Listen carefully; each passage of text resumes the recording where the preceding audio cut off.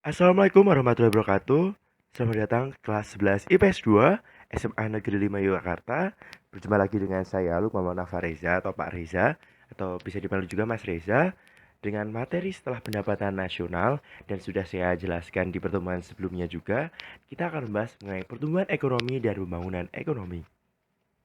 Nah, selanjutnya pada kompetensi dasar yang akan kita capai pada bab pertumbuhan dan pembangunan ekonomi, yang pertama, yaitu pada poin 3.2, yaitu menganalisis konsep pertumbuhan ekonomi dan pembangunan ekonomi, serta permasalahan dan cara mengatasinya. Lalu yang poin kedua, 4.2, menyajikan hasil temuan permasalahan pertumbuhan ekonomi dan pembangunan ekonomi serta cara mengatasinya. Di sini kita akan belajar bersama-sama mengenai pertumbuhan dan pembangunan ekonomi dan mencapai kompetensi dasar di poin 3.2 dan 4.2. Jadi pastikan kalian semangat terus untuk belajar materi ini. Selanjutnya, Bapak akan menjelaskan mengenai peta konsep yang kita pelajari di bab pertumbuhan dan pembangunan ekonomi. Yang pertama pada pertumbuhan ekonomi, yaitu mengenai definisi pertumbuhan ekonomi. Yang kedua, faktor penentu pertumbuhan ekonomi. Yang ketiga, teori pertumbuhan ekonomi. Yang keempat, perhitungan pertumbuhan ekonomi. Lalu pada pembangunan ekonomi, kita akan lebih mempelajari mengenai definisinya. Yang keduanya, perbedaannya terhadap pertumbuhan ekonomi dengan pembangunan ekonomi. Lalu indikator pembangunan ekonomi. Yang keempat ada tahapan pembangunan ekonomi. Yang kelima ada masalah pembangunan ekonomi. Yang keenam adalah strategi pembangunan ekonomi. Dan yang terakhir, yang ketujuh, mengenai sistem perencanaan pembangunan nasional. Sebelum kita melangkah lebih lanjut lagi mengenai pertumbuhan ekonomi, di sini Bapak akan menjelaskan nih pengaruh COVID-19 terhadap pertumbuhan ekonomi di Indonesia. Pernahkah teman-teman mendengar pada saat pandemi COVID-19, pertumbuhan ekonomi beberapa negara termasuk Indonesia mengalami penurunan akibat adanya pandemi COVID-19? Mengapa hal tersebut terjadi? Pandemi COVID-19 membuat seluruh perekonomian di Indonesia menjadi terhambat dan terganggu. Di sini tak hanya menciptakan krisis kesehatan masyarakat, pandemi COVID-19 ternyata juga mengganggu aktivitas ekonomi nasional. Mengapa berpengaruh terhadap pertumbuhan ekonomi? Karena kebijakan-kebijakan yang dilakukan oleh pemerintah untuk mengatasi krisis kesehatan masyarakat, seperti adanya PSBB dan PPKM ini, membuat daya beli masyarakat menurun. Banyak sekali toko-toko tutup karena tidak ada yang membeli atau usahanya omsetnya sangat menurun. Hal tersebut membuat Indonesia mengalami peningkatan pengangguran dan kemiskinan nih teman-teman. Jadi pastinya teman tahu pasti ada orang-orang di sekitar kalian yang mengalami hal tersebut. Di sini adanya pembatasan-pembatasan tersebut sangat berdampak dalam proses produksi, distribusi, dan kegiatan operasional lainnya, pada akhirnya mengganggu kinerja perekonomian dan mengganggu pertumbuhan ekonomi Indonesia. Oleh karena itu, pengaruh COVID-19 ini sangat besar ya teman-teman. Bahkan pertumbuhan ekonomi Indonesia sampai ke titik minus. Seperti itu. Jadi sangat berpengaruh nih pengaruh COVID-19 terhadap pertumbuhan ekonomi Indonesia, karena banyak hal tadi dan banyak faktor lagi yang membuat pertumbuhan ekonomi pada pandemi ini sangat besar, bahkan sangat berdampak bagi masyarakat juga. Nah, kalian bisa nih baca-baca referensi di website, di koran, atau di sosial media, tapi usahakan sumber-sumber yang kalian baca itu valid dan terverifikasi ya teman-teman. Jadi kita akan terhindar dari hoax yang ada, dan kita akan bebas hoax untuk Indonesia yang lebih baik lagi tentunya. Oke, selanjutnya kita lanjut ke pengertian pertumbuhan ekonomi. Nah, di sini dalam pengertian pertumbuhan ekonomi atau definisi juga menjelaskan bahwa pertumbuhan ekonomi tersebut menunjukkan perubahan kondisi perekonomian di suatu negara yang menjadi simbol keberhasilan pembangunan. Jadi di sini kita akan belajar pertumbuhan ekonomi yang merupakan simbol dari keberhasilan pembangunan ekonomi di suatu negara, seperti itu. Selanjutnya kita akan menuju ke pengertian pertumbuhan ekonomi. Di sini, pertumbuhan ekonomi adalah suatu kondisi yang memungkinkan terjadinya peningkatan produk domestik bruto atau PDB dari suatu negara atau daerah. Pertumbuhan ekonomi dikatakan naik apabila persentase kenaikan PDB pada periode tertentu lebih besar dari sebelumnya. Jadi pertumbuhan ekonomi adalah suatu keadaan naiknya PDB suatu negara tanpa memandang apakah kenaikan itu lebih besar atau lebih kecil dari pertumbuhan penduduk. Di sini kunci dari pertumbuhan ekonomi adalah kenaikan PDB. Suatu perekonomian dikatakan mengalami pertumbuhan jika jumlah produksi barang dan jasanya meningkat. Artinya, pertumbuhan ekonomi menunjukkan peningkatan aktivitas perekonomian di tengah masyarakat yang menyebabkan kenaikan produksi barang dan jasa, serta berujung pada bertambahnya pendapatan nasional. Lalu, mengapa sih menggunakan PDB? PDB mengukur dua hal, yakni pendapatan total dari seluruh penduduk di sebuah ekonomi dan jumlah keseluruhan nilai belanja barang dan jasa di kawasan perekonomian itu. Oleh karena itu, PDB didefinisikan sebagai nilai pasar seluruh barang dan jasa yang diproduksi suatu negara pada periode tertentu. Lalu, kita lanjut ke part 2, yaitu faktor-faktor pertumbuhan ekonomi. Lantas, apa saja sih yang mempengaruhi faktor-faktor pertumbuhan ekonomi? Pastinya dalam pertumbuhan ekonomi terdapat beberapa faktor yang menjadi poin penting dalam laju pertumbuhan ekonomi di suatu negara. Lalu apa sajakah itu? Kita akan bahasnya di part 2 ini. Selanjutnya, lanjut ke faktor pertumbuhan ekonomi. Di sini ada 5 poin. Yang pertama ada sumber daya manusia, kedua ada sumber daya alam, ketiga ada modal dan kemajuan iptek, keempat ada tingkat inflasi, dan yang kelima ada tingkat suku bunga. Yang pertama kita akan bahas mengenai sumber daya manusia. Nah, di sini sumber daya manusia merupakan indikator perkembangan ekonomi pada suatu bangsa. Faktor SDM mampu mempercepat dan bahkan mampu memperlambat proses pertumbuhan ekonomi. Contohnya, pada suatu negara mempunyai jumlah pengangguran yang meningkat terhadap penduduknya, maka negara tersebut akan mengalami kemunduran ekonomi. Adanya penurunan kualitas pada sumber daya manusia juga dapat melahirkan peningkatan jumlah pengangguran yang kemudian diperburuk dan semakin menurunnya jumlah lapangan pekerjaan. Peningkatan jumlah pengangguran ini mampu memicu tingginya angka kemiskinan di negara tersebut dan akan berpengaruh pada permintaan masyarakat atas barang dan jasa dari suatu perusahaan. Maka dari itu adanya SDM ini dapat mempengaruhi seluruh roda pergerakan pada perekonomian. Jadi, SDM merupakan poin penting dalam suatu faktor pertumbuhan ekonomi. Di sini, banyak sekali negara-negara yang saat ini telah mengembangkan negaranya menjadi negara maju dengan sumber daya alam yang terbatas, tapi mereka dapat meningkatkan perekonomian negaranya dan negaranya menjadi maju karena SDM-nya yang berkualitas dan mampu mengelola seluruh roda perekonomian negara. Lalu lanjut ke poin kedua teman-teman, yaitu sumber daya alam. Di sini sumber daya alam, seperti yang kita sudah ketahui bahwa negara Indonesia adalah negara yang kaya akan sumber daya alam. Meskipun begitu, kekayaan sumber daya alam yang kita miliki tidak diiringi dengan kualitas peningkatan SDM. Dalam mengelola SDM tersebut, hasilnya negara kita menjadi sering melakukan ekspor barang mentah dan mengimpornya kembali dengan barang yang sudah jadi dengan harga yang lebih mahal. Adanya keterbatasan dalam mengelola sumber daya alam ini mewajibkan suatu perusahaan yang bergerak dalam bidang pengelolaan barang mentah kerap kali mengimpor barang mentahnya dari luar negeri, sehingga membuat produk perusahaan menjadi lebih mahal daripada saat harus memperolehnya dari luar negeri. Kondisi inilah yang kerap kali menjadi dilema di negara Indonesia. Masih banyak produk-produk dalam negeri yang ternyata lebih mahal, sehingga membuat permintaannya menjadi menurun.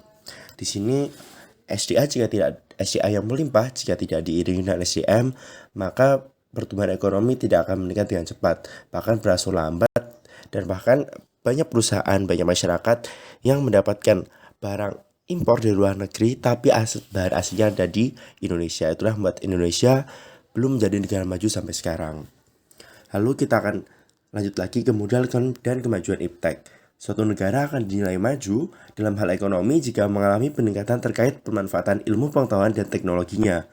Hal yang sama berlaku untuk perusahaan yang mengutamakan teknologi yang melahirkan barang atau jasa yang lebih efisien.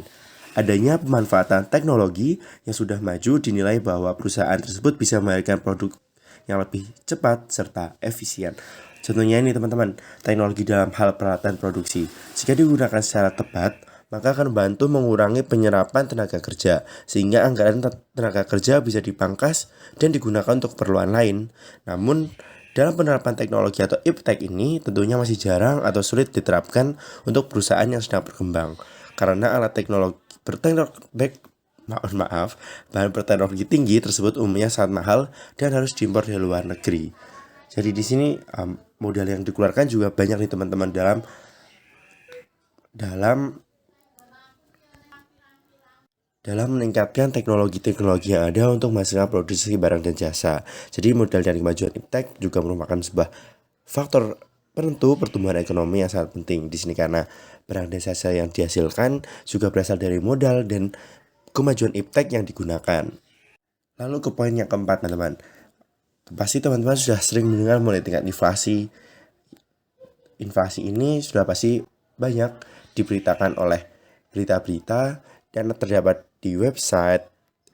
Beritanya terdapat di website, di koran, bahkan di sosial media. Nah, teman-teman sudah tidak asing lagi dengan kata-kata inflasi. Nah, inflasi merupakan salah satu indikator yang mampu memberikan dampak pada pertumbuhan ekonomi. Inflasi adalah suatu kondisi laju peredaran mata uang yang tidak terkendali. Terjadinya peningkatan harga sangat berdampak pada produktivitas bahan baku karena membuat peningkatan biaya operasional perusahaan dalam hal masuk barang mentah. Selain itu, inflasi juga akan berdampak pada gaji karyawan nih teman-teman. Setidaknya terdapat dua jenis inflasi yang mampu memberikan dampak langsung pada bisnis dalam suatu perusahaan, yaitu cost plus inflation dan demand plus inflation. Cost plus inflation adalah adanya kenaikan pada harga produk karena adanya peningkatan permintaan. Sedangkan demand plus inflation adalah adanya kenaikan permintaan masyarakat yang membuat harga produk barang dan jasa menjadi naik. Di sini mengenai inflasi bakal kita bahas lagi di bab selanjutnya. Di sini akan membahas mengenai faktornya saja nih teman-teman, yaitu inflasi menjadi salah satu faktor dalam pertumbuhan ekonomi. Lalu yang terakhir ada tingkat suku bunga. Tingkat suku bunga yang ada pada suatu negara juga mampu mempengaruhi pertumbuhan ekonomi. Pertumbuhan tersebut cenderung akan membuat tingkat suku bunga meningkat karena adanya peningkatan pendapatan yang terjadi di masyarakat. Suku bunga yang tinggi akan berpengaruh buruk pada suatu perusahaan yang biasanya digunakan untuk modal pinjaman dalam meningkatkan kualitas perusahaan. Selain itu, terjadinya suku bunga yang tinggi juga akan berpengaruh pada penurunan investasi. Dan ini tentunya akan berdampak buruk kepada saham perusahaan. Mengapa hal tersebut bisa terjadi? Karena umumnya pihak investor lebih menyukai tabungan konvensional daripada harus menginvestasikan uangnya ke perusahaan. Ke faktor pertumbuhan ekonomi yang ke-6, yaitu sistem sosial dan sikap masyarakat. Di beberapa negara, khususnya negara berkembang, sistem sosial dan sikap masyarakat menjadi penghambat perkembangan ekonomi atau penghambat pertumbuhan ekonomi. Nah, beberapa kebiasaan atau adat istiadat yang secara tradisional dianut oleh masyarakatnya menolak untuk menggunakan cara atau alat produksi yang lebih produktif dan efisien. Masyarakat lebih menyukai peralatan yang tidak produktif atau tidak efisien sesuai dengan adat istiadatnya. Pada masyarakat demikian akan sulit untuk mencapai pertumbuhan ekonomi yang lebih baik. Namun demikian, beberapa negara memiliki masyarakat dengan sikap yang dapat memberikan dorongan yang kuat terhadap pertumbuhan ekonomi. Pertumbuhan ekonomi akan lebih cepat pada masyarakat yang memiliki sikap hemat dan menabungkan uangnya untuk investasi. Nah, di sini yang kita ketahui bahwa investasi memiliki korelasi positif terhadap pertumbuhan ekonomi. Jadi di sini sistem sosial dan sikap masyarakat menjadi poin yang penting juga dalam pertumbuhan ekonomi. Adanya sistem sosial dan sikap masyarakat yang kolot akan menimbulkan masalah serius, yaitu akan sulitnya mencapai pertumbuhan ekonomi yang lebih baik. Namun, pada masyarakat yang lebih open-minded, dapat menimbulkan pertumbuhan ekonomi yang lebih baik dari tahun-tahun sebelumnya karena mereka mau bekerja atau mau bertumbuh secara produktif dan efisien dalam melaksanakan kegiatan ekonomi seperti itu. Nah, kita lanjut nih ke poin yang akhir, yaitu ada sistem pemerintahan. Struktur politik dan administrasi yang lemah merupakan suatu penghambat besar bagi pertumbuhan ekonomi di negara-negara berkembang. Politik yang tidak stabil serta pemerintahan yang lemah serta ada KKN, korupsi dan nepotisme sangat menghambat kemajuan ekonomi. Di sini juga dalam sistem pemerintahan, khususnya dalam susunan dan tertib hukum serta pelaksanaan hukum dan peraturan perundang-undangan yang keliru seringkali menghambat kemajuan ekonomi. Di sini susunan dan tertib hukum serta pelaksanaan hukum dalam peraturan undang-undangan yang keliru dapat menghambat nih teman-teman pertumbuhan ekonomi di suatu negara, sehingga tidak mendukung terlaksananya pertumbuhan ekonomi. Sehingga akibatnya adanya hal itu, maka hukum harus dilaksanakan secara tertib dan konsekuen. Jadi di sini pada sistem pemerintahan, struktur politik dan administrasi serta tata tertib hukum dan pelaksanaan hukum harus berjalan dengan baik, karena adanya hukum dan pemerintahan yang tidak sesuai dapat membuat pertumbuhan ekonomi menjadi lemah. Nah, sekian dari 7 faktor pertumbuhan ekonomi. Selanjutnya kita akan bahas apa ya? Next ke slide selanjutnya. Oke teman-teman, sekarang kita lanjut ke part ketiga, yaitu teori pertumbuhan ekonomi. Mengapa sih mempelajari teori pertumbuhan ekonomi? Dan ini teori pertumbuhan ekonomi merupakan konsep untuk menjelaskan faktor-faktor yang bisa mempengaruhi atau menentukan pertumbuhan ekonomi dalam proses jangka panjang. Teori pertumbuhan juga menjelaskan bagaimana faktor-faktor itu berinteraksi satu dengan yang lain, sehingga dapat menimbulkan terjadinya proses pertumbuhan ekonomi. Di sini dalam perkembangan studi ekonomi di masa modern, telah banyak teori-teori pertumbuhan yang diungkapkan oleh sejumlah pemikir atau ilmuwan di bidang ini. Namun secara umum ada 4 jenis kelompok teori pertumbuhan ekonomi. Nah, apa saja itu? Kita akan cari tahu lebih lanjut di materi ini. Nah, kita lanjut nih teman-teman. Ada apa aja sih teori pertumbuhan ekonomi? Nah, yang pertama yaitu ada teori pertumbuhan ekonomi klasik, kedua teori neoklasik, ketiga teori pertumbuhan ekonomi historis, dan yang terakhir teori pertumbuhan ekonomi Kushner.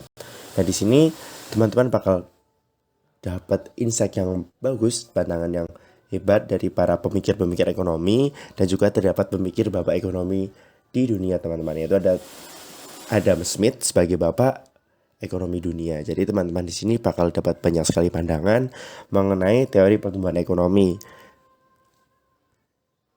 Nah teman-teman, kita akan mulai dengan adanya teori pertumbuhan ekonomi klasik. Nah, siapa saja sih pemikir dari teori pertumbuhan ekonomi klasik? Yang pertama ada Adam Smith, kedua ada David Ricardo, yang ketiga ada teori Robert Malthus. Nah, di sini yang pertama akan Bapak bahas dulu mengenai teori pertumbuhan ekonomi klasik. Di sini teori pertumbuhan ekonomi klasik menganggap pertumbuhan ekonomi suatu negara akan menurun dengan bertambahnya populasi dan sumber daya yang semakin terbatas. Para ekonom teori pertumbuhan ekonomi klasik berpendapat bahwa kenaikan sementara PDB real per orang pasti akan menyebabkan ledakan populasi. Hal itu bisa membuat sumber daya suatu negara bakal semakin merosot, yang akhirnya menurunkan nilai PDB real serta membuat pertumbuhan ekonomi melambat. Nah, yang pertama kita akan bahas teori dari bapak ekonomi dunia, yaitu teori dari Adam Smith. Pertumbuhan ekonomi sebenarnya bertumpu pada adanya pertambahan penduduk. Dengan adanya pertambahan penduduk, maka akan terdapat penambahan output atau hasil yang dihasilkan dari suatu produksi, yaitu barang dan jasa. Nah, di sini teori pertumbuhan ekonomi menurut Adam Smith melihat bahwa suatu perekonomian akan tumbuh jika terjadi penambahan jumlah penduduk yang memperluas pasar dan mendorong spesialisasi bidang kerja. Proses spesialisasi bidang kerja diyakininya akan meningkatkan produktivitas pekerja, kemudian mendorong kemajuan teknologi dan pertumbuhan ekonomi. Nah, berikutnya teman-teman, ada teori dari pertumbuhan ekonomi dari Adam Smith. Beliau percaya bahwa adanya pertambahan penduduk akan meluas pasar dan mendorong spesialisasi kerja. Di situ terdapat juga nih teori David Ricardo. Nah, David Ricardo ini menyatakan bahwa pertumbuhan penduduk yang semakin besar sampai menjadi 2 pada suatu saat akan menyebabkan jumlah tenaga kerja melimpah. Kelebihan tenaga kerja mengakibatkan upah menjadi turun. Upah tersebut hanya dapat digunakan untuk membiayai tarif hidup minimum, sehingga perekonomian akan mengalami kemandekan atau ya semacam kemunduran atau bahkan stuck di situ-situ aja gitu. Nah, di sini David Ricardo berpendapat tentang teori pertumbuhan ekonomi yang berkebalikan nih teman-teman dengan Adam Smith. Menurutnya pertumbuhan penduduk yang terlalu besar bisa menyebabkan terlalu menyimpahnya tenaga kerja, dan hal ini menyebabkan upah yang diterima masing-masing orang menurun. Upah tersebut hanya bisa untuk biaya tingkat hidup minimum yang sudah Bapak jelaskan tadi, yaitu subsistence level. Dan akibatnya perekonomian bisa mengalami stagnan tadi nih, karena melimpahnya tenaga kerja tadi dan upah-upah yang semakin menurun. Seperti itu teman-teman. Jadi di sini David Ricardo menentukan pendapat dari teori dari Adam Smith seperti itu. Oke teman-teman, kita lanjut nih ke teori pertumbuhan ekonomi klasik, tapi yang disebutkan oleh Robert Malthus dan bisa disebut sebagai teori Malthus. Di sini Malthus masih mirip sama dengan Ricardo. Menurut Robert Malthus, pertumbuhan penduduk yang besar akan menyebabkan krisis pangan sehingga akan terjadi kelangkaan makanan. Nah, di sini pertumbuhan pangan menurut Malthus seperti deret hitung, yaitu 1, 2, 3, 4, 5, dan seterusnya. Namun pertumbuhan penduduk seperti deret ukur 1, 2, 4, 8, 16, dan seterusnya. Adanya pertumbuhan penduduk yang tidak seimbang antara pangan dan penduduk menimbulkan krisis pangan yang akan membuat harga pangan meroket nih teman-teman. Mengapa terjadi krisis pangan?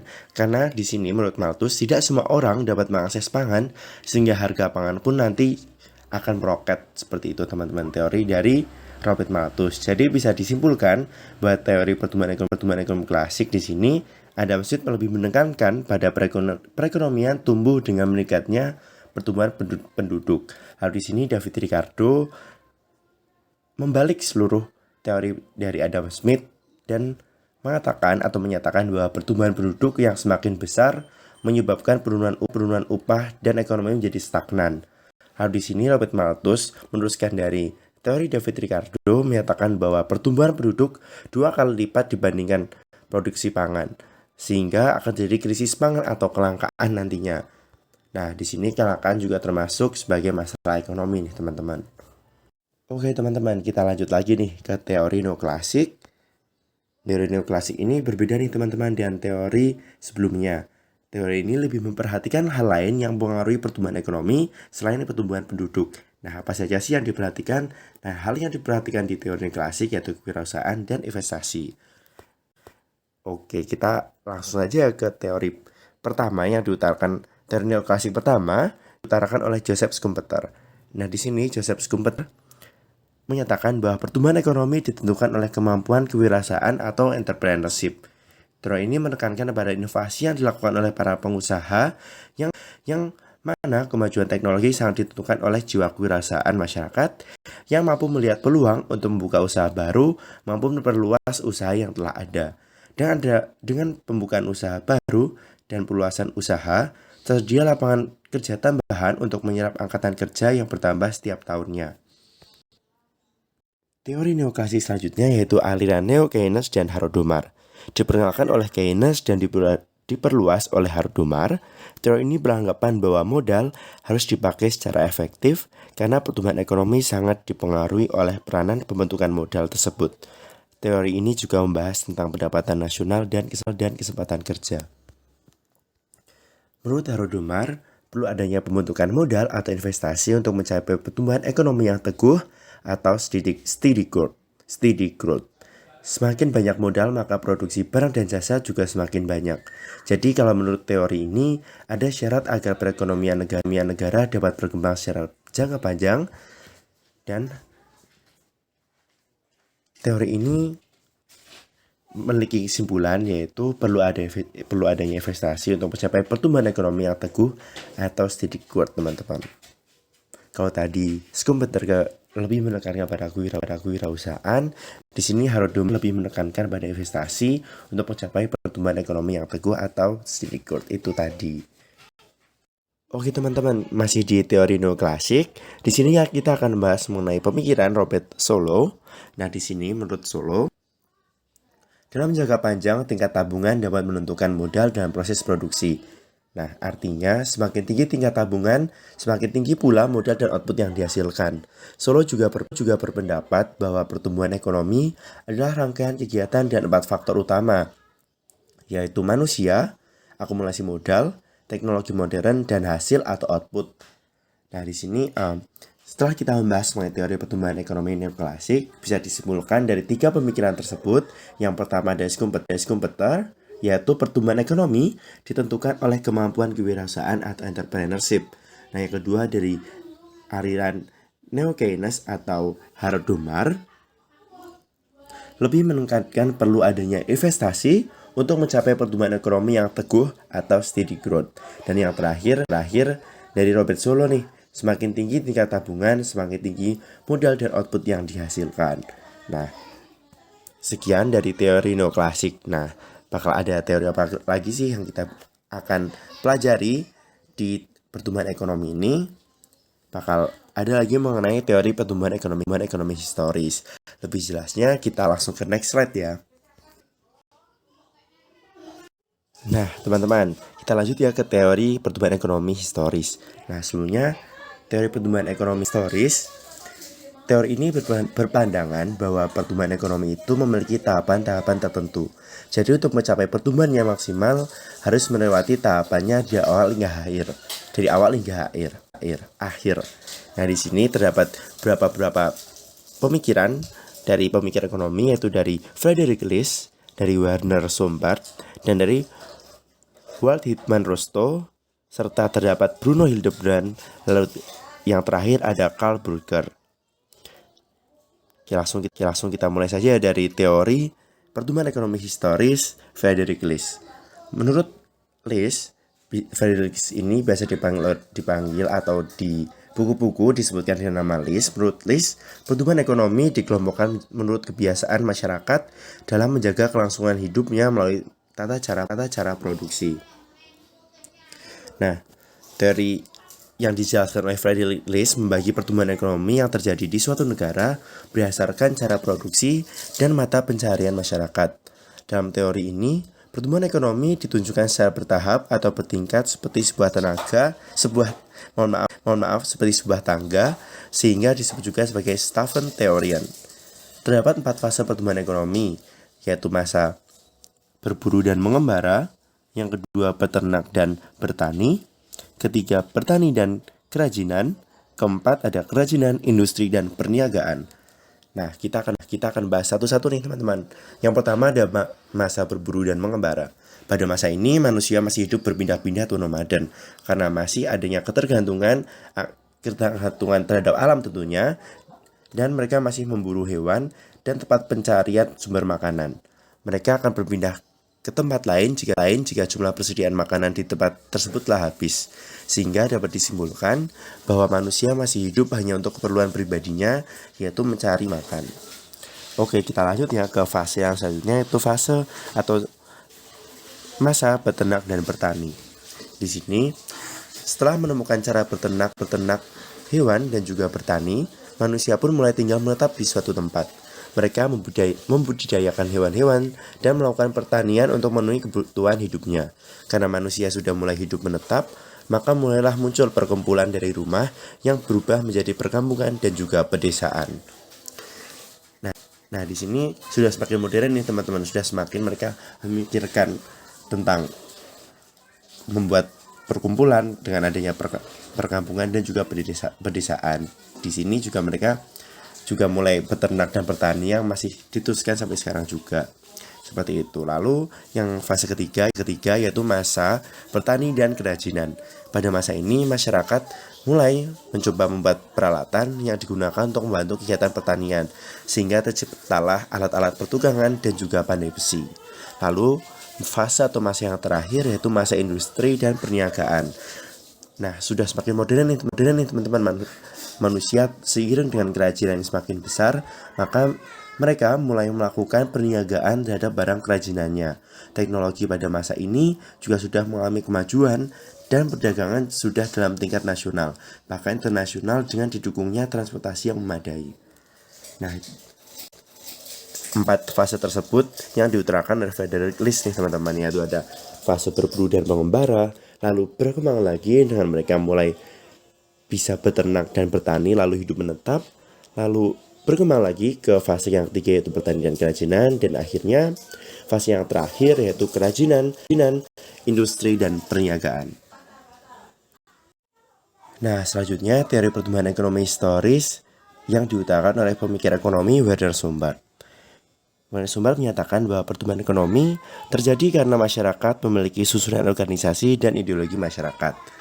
Di sini Wanda Sumbart menyatakan juga bahwa dalam masa kapitalis dibagi menjadi beberapa tingkatan, mulai dari masa kapitalis yang ditandai dengan kehidupan ekonominya masih statis, rasa kekeluargaan, sampai dengan kehidupan kapitalis di mana masa mulai dinamis dan masyarakat menjadi individual, sampai dengan tingkat kapitalis raya, di mana para pemilik modal berorientasi terhadap keuntungan dari kegiatan produksi yang dilakukannya. Nah, di sini Sumbat membagi lagi menjadi 3 zaman, yaitu ada zaman perekonomian tertutup, zaman kerajinan dan pertukangan, dan zaman kapitalis. Di sini Bapak akan menjelaskan lagi nih mengenai zaman perekonomian tertutup. Nah, zaman perekonomian tertutup pada masa ini, semua kegiatan manusia hanya semata-mata untuk memenuhi kebutuhannya sendiri. Individu atau masyarakat bertindak sebagai produsen sekaligus konsumen, sehingga tidak terjadi pertukaran barang atau jasa. Lalu kita lanjut ke zaman kerajinan dan pertukangan. Pada masa ini, kebutuhan manusia semakin meningkat, teman-teman, baik secara kuantitatif maupun secara kualitatif. Akibat dari adanya perkembangan peradaban. Lalu, peningkatan kebutuhan tersebut tidak dapat dipenuhi sendiri, sehingga diperlukan pembagian kerja yang sesuai dengan keahlian masing-masing atau spesialisasi bidang kerja. Nah, pembagian kerja ini menimbulkan pertukaran barang dan jasa. Pertukaran barang dan jasa pada masa ini belum didasari oleh tujuan untuk mencari keuntungan, namun semata-mata untuk saling memenuhi kebutuhan dari masing-masing individu atau memenuhi kebutuhan dari masyarakat.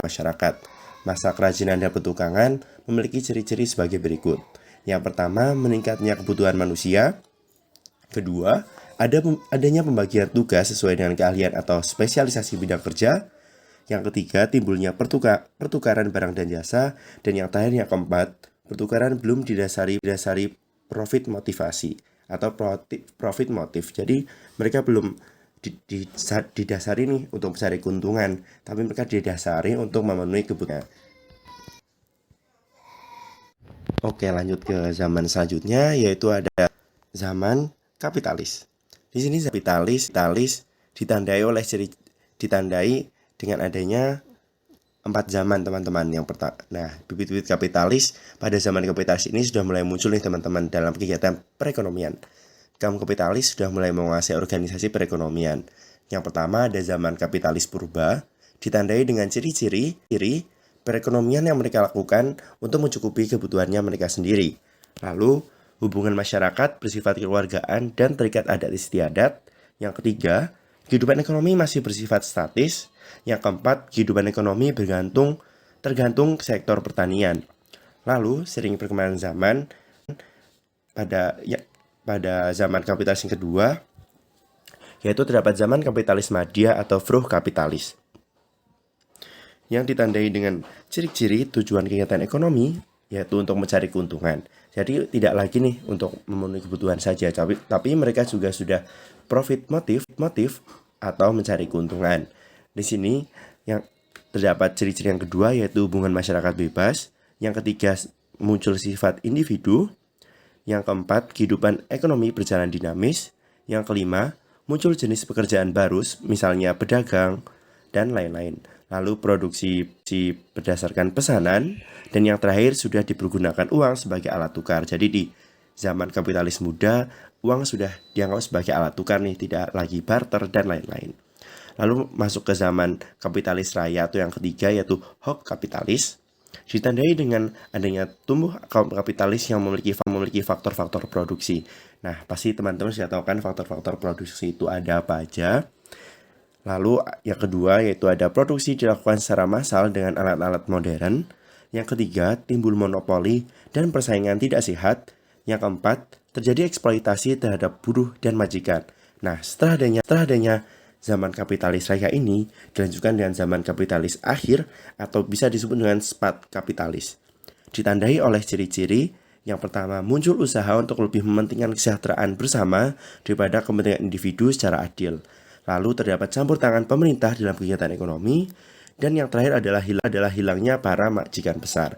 Jadi dalam zaman yang telah disebut oleh Wanda Sumbart yang pertama, yaitu zaman perekonomian tertutup, kerajinan dan pertukangan, dan yang terakhir adalah zaman kapitalis yang nantinya masih terbagi menjadi 4 zaman, yaitu zaman kapitalis purba, kapitalis madya, kapitalis raya, dan kapitalis akhir. Jadi teman-teman harus bisa paham dan paham urutannya ya teman-teman.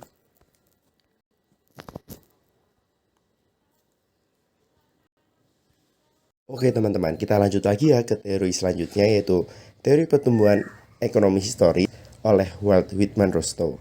Nah, menurut Rostow, dalam pertumbuhan ekonomi suatu negara akan mengalami tahapan-tahapan berikut. Yang pertama tradisional, yang kedua transisi atau pre-take off, yang ketiga lepas landas atau take off, yang keempat menuju kematangan atau drive to maturity, yang kelima konsumsi tinggi atau high mass consumption. Nah, konsumsi tinggi atau high mass consumption. Nah, teori yang diungkapkan oleh Rostow ini merupakan teori yang memiliki tahapan paling banyak loh teman-teman. Lalu, tahapan itu artinya apa saja ya? Nah, menurut dalam buku The Stage of Economic Growth berpendapat bahwa pertumbuhan ekonomi dibagi menjadi 5 tahap. Yang pertama ada masyarakat tradisional. Masyarakat tradisional atau the traditional society. Tahapan ini masih sangat sederhana. Kegiatan produksi hanya dilakukan untuk memenuhi kebutuhannya sendiri dan tidak menggunakan teknologi yang modern. Hanya menggunakan alat-alat sederhana dan tidak ada spesialisasi bidang kerja. Lalu, yang kedua ada pra-lepas landas. Di sini ada atau yang bisa disebut pre-take off, yaitu tingkat pertumbuhan ekonomi di mana masyarakat sedang berada dalam proses transisi. Sudah mulai penerapan ilmu pengetahuan modern di dalam fusi-fusi produksi baru, baik di bidang pertanian maupun bidang industri. Lalu yang ketiga adalah lepas landas atau take off, merupakan interval waktu yang diperlukan untuk mendobrak penghalang pada pertumbuhan yang berkelanjutan. Kekuatan-kekuatan yang dapat mendorong pertumbuhan ekonomi diperluas, tingkat investasi yang efektif, dan tingkat produksi dapat meningkat. Investasi efektif serta tabungan yang bersifat produktif meningkat atau lebih dari jumlah pendapatan nasional.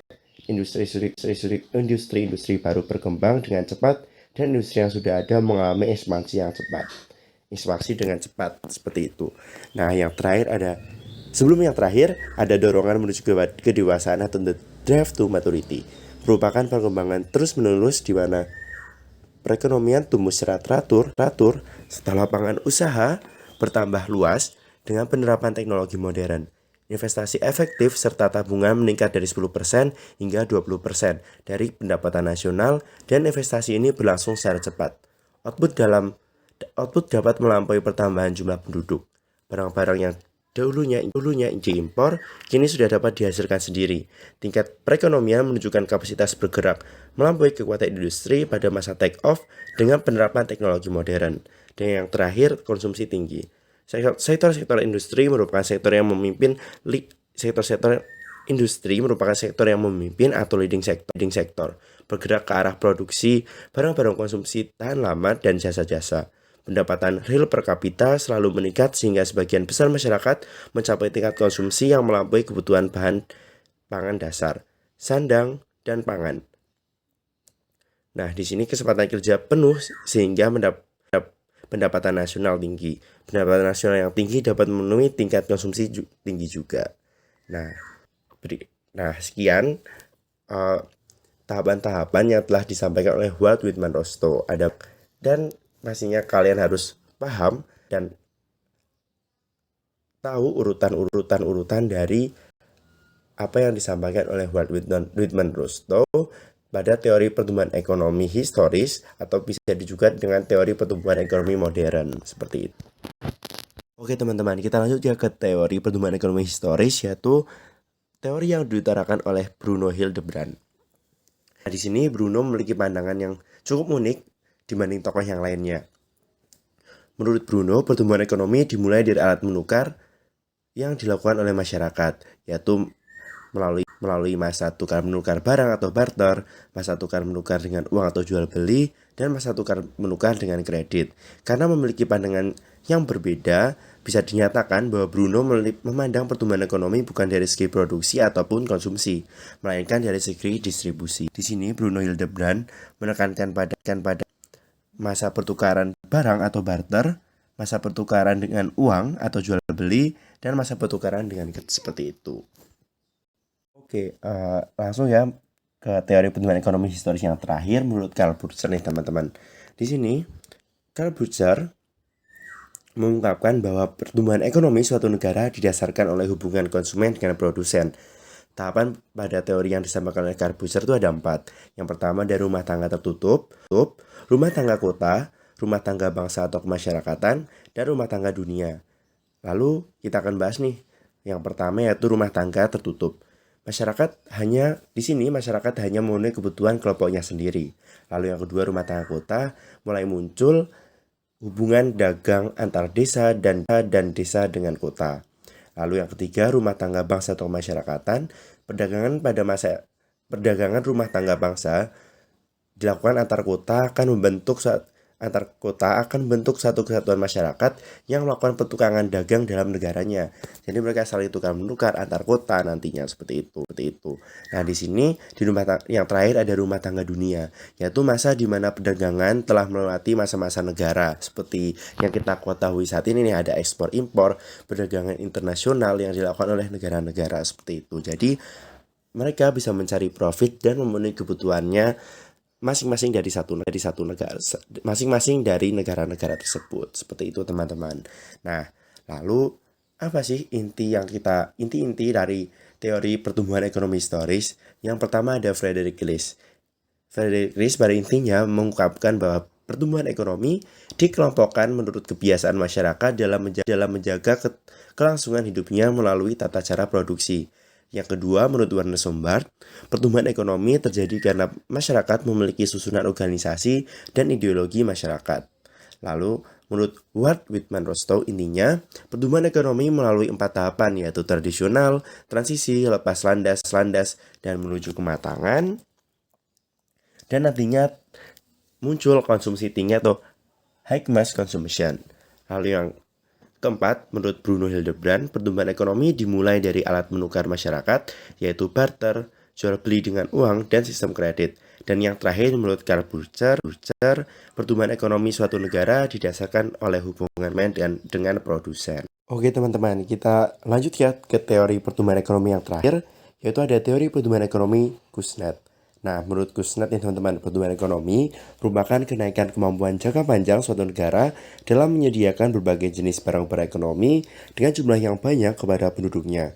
Kuznets mengemukakan pertumbuhan ekonomi bisa dicapai oleh 3 faktor. Faktor pertama adalah peningkatan persediaan barang yang terus-menerus.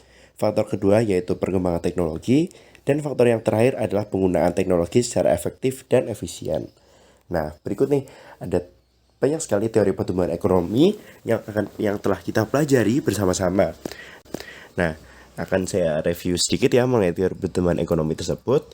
Yang pertama ada teori pertumbuhan klasik, lalu teori pertumbuhan neoklasik, yang ketiga ada teori pertumbuhan ekonomi historis, dan yang terakhir ada teori pertumbuhan ekonomi Kuznets. Begitu teman-teman dari teori pertumbuhan ekonomi. Semoga paham ya mengenai teori pertumbuhan ekonomi yang telah Bapak sampaikan. Apa saja sih perbedaannya tadi seperti itu. Nah, kita akan lanjut nih ke teman-teman ke step yang selanjutnya, yaitu perhitungan pertumbuhan ekonomi. Oke teman-teman, kita lanjut lagi nih ke part keempat, yaitu perhitungan pertumbuhan ekonomi. Nah, di sini pertumbuhan ekonomi dapat dijadikan sebagai patokan yang melihat kemajuan suatu negara dan bagaimana hasil dari pembangunan yang dilakukan selama periode tersebut. Jika pembangunan yang dilakukan oleh pemerintah berhasil dengan efektif, maka akan terlihat pertumbuhan ekonomi yang signifikan dalam masyarakat. Oke, kita masuk ke perhitungan ekonomi. Nah, di perhitungan ekonomi, teman-teman tidak perlu takut karena perhitungannya itu cukup mudah dan teman-teman Bapak yakin kalian pasti bisa untuk mengerjakannya. Nah, di sini pertumbuhan ekonomi suatu negara dapat diukur dengan cara membandingkan Gross National Product atau GNP atau Produk Nasional Bruto atau PNB, dan Produk Domestik Bruto atau PDB atau Gross Domestic Product atau GDP tahun yang sedang berjalan dengan tahun sebelumnya, atau dapat dituliskan dengan rumus sebagai berikut. Pertumbuhan ekonomi sama dengan GNP tahun sekarang kurangi GNP tahun yang lalu per GNP tahun yang lalu kali 100%. Atau pertumbuhan ekonomi sama dengan PDB tahun sekarang kurangi PDB tahun yang lalu per PDB tahun yang lalu kali 100%. Seperti itu teman-teman. Jadi nanti teman-teman tinggal mengalihkan saja, mengurangi dan mengalihkan. Nah, untuk menghitung tingkat pertumbuhan ekonomi, terlebih dahulu harus diketahui nilai GNP atau GDP selama periode tertentu, guna memberikan gambaran yang lebih jelas tentang perhitungan pertumbuhan ekonomi. Nah, langsung saja ke contoh soal saja ya setelah ini. Oke teman-teman, kita langsung aja nih ke contoh kasus. Nah, agar teman-teman bisa lebih paham, kalian bisa nih ambil secari kertas dan ballpoint atau pensil. Nah, di situ kalian siap-siap dan pause video dari Bapak, lalu kalian bisa kerjakan nih sebelum ke bahasan agar nanti kalian bisa lebih paham. Nah, untuk contoh kasusnya seperti ini nih. Pada tahun 2019, GDP negara Z adalah sebesar 150 miliar dolar dan nilai GDP tahun 2020 adalah 156 miliar dolar. Dengan demikian, pertumbuhan ekonomi yang dicapai negara Z adalah sebesar. Nah, agar teman-teman bisa lebih paham, teman-teman bisa pause video ini, lalu coba kalian kerjakan sebisa mungkin, dan nanti kalian bisa lihat jawaban di pembahasan di next slide. Seperti itu. Terima kasih dan semangat. Oke teman-teman, kita langsung ke pembahasan. Nah, di sini teman-teman bisa menulis langsung ke pertumbuhan ekonomi sama dengan GDP 2020 karena dari rumusnya sendiri yaitu ada GDP tahun sekarang dikurangi GDP tahun sebelumnya per GDP tahun yang lalu, seperti itu. Nah, di sini ini GDP 2020 dikurangi GDP 2019 per GDP 2019 kali 100%. Nah, dalam pengerjaannya kita masukin dulu tuh angka-angkanya di situ. 156 miliar dikurangi 150 miliar per 150 miliar kali 100%. Nah, 156 kurangi 150 kan 6. 6 per 150 kita hitung ketemu nih 0,04. Nah, setelah itu kita kalikan 100%. Nah, sudah tahu kan cara cara menghitung bilangan dikali 100%. Nah, pasti teman-teman sudah pada tahu ya semuanya. Nah, di situ 0,04 kali 100%. Nah, ketemu nih 4%. Nah, jadi bisa disimpulkan bahwa tingkat pertumbuhan ekonomi negara Z tahun 2020 adalah sebesar 4%. Seperti itu teman-teman. Jadi cukup mudah kan untuk dipahami dan bisa teman-teman kerjakan nih di rumah mungkin sambil mendengar video Bapak, ataupun teman-teman bisa sambil belajar gitu. Belajar mandiri dan cari-cari nih ganti-ganti angkanya gitu biar terus memahami rumus-rumusnya, seperti biar nanti kalian bisa paham dan bisa menghitung pertumbuhan ekonomi nanti. Oke.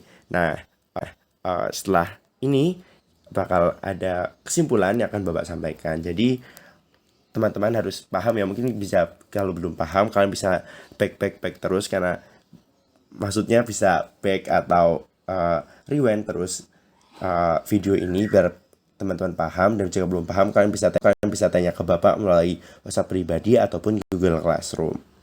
Oke teman-teman, bisa kita simpulkan bahwa pertumbuhan ekonomi dapat dijadikan sebagai patokan melihat kemajuan suatu negara dan bagaimana hasil dari pembangunan yang dilakukan selama periode tersebut. Jika pembangunan yang dilakukan pemerintah berhasil dengan efektif, maka akan terlihat pertumbuhan ekonomi yang signifikan dalam masyarakat. Dan bisa kita simpulkan lagi yang pertama, pertumbuhan ekonomi dapat diartikan juga sebagai proses kenaikan kapasitas produksi suatu perekonomian yang diwujudkan dalam bentuk kenaikan pendapatan nasional.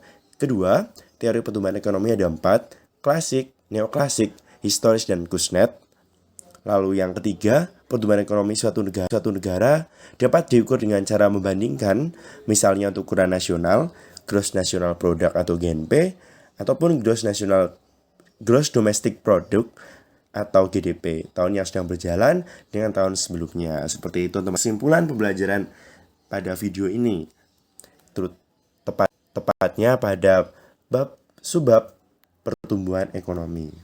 Oke, sekian dan terima kasih teman-teman semuanya sudah mengikuti video ini. Semoga teman-teman dapat mendapatkan ilmu dan dapat mengambil hal yang positif yang bisa teman-teman dapat dari video ini. Nah, jika teman-teman ada pertanyaan, bisa mengirimkan pertanyaan kalian melalui Google Classroom di komentar. Lalu bisa juga bertanya via personal chat melalui WhatsApp Bapak yang setelah Bapak share pada minggu lalu. Nah, semoga teman-teman semuanya paham dan giat belajar lagi ya lalu juga semangat walaupun kita belajarnya PDR atau belajar dari rumah ataupun secara daring seperti ini. Semoga teman-teman semangat untuk meraih impian kalian nantinya setelah mendapat pembelajaran ini dan setelah dari sekolah ini. Seperti itu teman-teman. Sekian dari Bapak, mohon maaf bila ada salah tutur kata. Terima kasih. Wassalamualaikum warahmatullahi wabarakatuh. Nah, oh ya, pesan terakhir nih teman-teman. Jika ada kuis atau soal atau latihan soal nanti atau ulangan harian, nanti Bapak akan hubungi ketua kelas kalian agar informasinya bisa tercapai seperti itu. Terima kasih dan sampai jumpa di pertemuan selanjutnya.